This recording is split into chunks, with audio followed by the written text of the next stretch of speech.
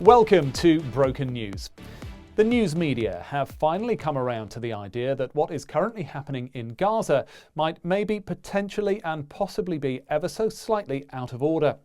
But the conflict remains confusing, even for experienced journalists like our reporter Steve Reen, who joins me now. Steve. Thank you, Eric. Well, since this latest war began in 2023, many news outlets have, let's face it, been really quite shit.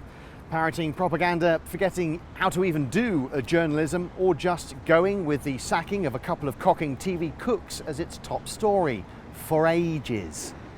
But now, finally, some news organisations, including Broken News, have suddenly started to wonder if bad things are happening on some massive historic scale that people will read about in textbooks in the future and go, oh God, can you believe that happened? Like, how did we let that happen? Like, what the fuck was Keir Starmer doing? Like, what BBC, what they reported? What?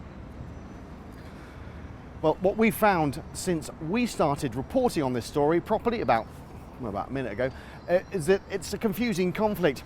Many in the media are frightened to take a view because asking a country not to shoot people who are queuing for food is definitely anti-Semitic. Confusing.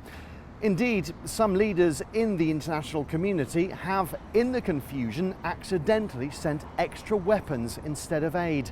And with Hamas stopping food from getting to civilians, and Israel stopping food from getting to civilians, and the international community unable to get food to civilians, some news organisations have suddenly started to wonder how civilians might get food.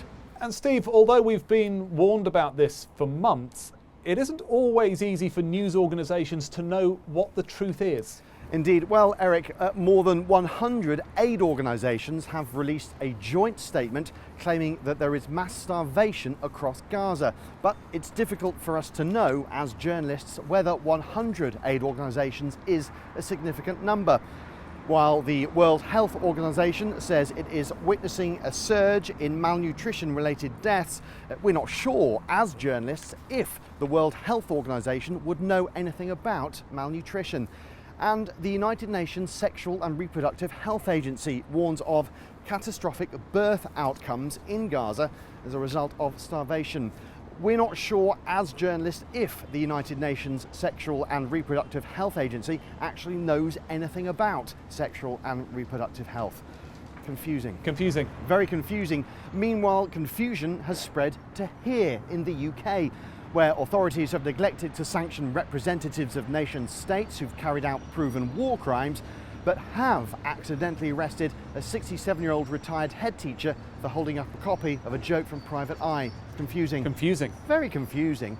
Meanwhile, there's even confusion over definitions.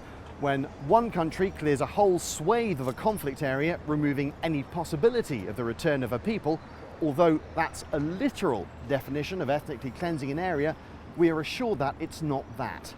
Very confusing. Back to you. Steve, thank you. What a lovely but confusing story. That's all from Broken News. You're up to date.